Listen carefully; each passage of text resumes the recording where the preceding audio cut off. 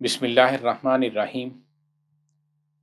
حضرت ابن عباس رضی اللہ عنہ سے روایت ہے، فرماتے ہیں کہ آپ صلی اللہ علیہ وسلم نے نماز عصر کی 5 رکعتیں پڑھا دیں، پھر آپ صلی اللہ علیہ وسلم نے 2 سجدے کیے جبکہ آپ صلی اللہ علیہ وسلم بیٹھے ہوئے تھے۔ طبرانی نے اسے 220 نمبر پہ روایت کیا ہے۔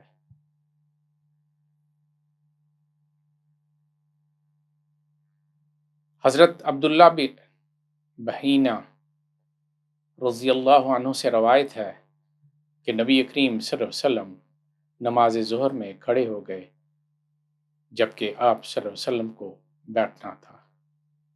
چنانچہ جب آپ صلی اللہ علیہ وسلم نماز پوری کر چکے تو سلام پھیرنے سے پہلے اسی جگہ بیٹھے بیٹھے 2 سجدے کیے۔ آپ صلی اللہ علیہ وسلم نے ہر سجدے میں اللہ اکبر کہا۔ ترمذی 391 میں روایت کرتے ہیں۔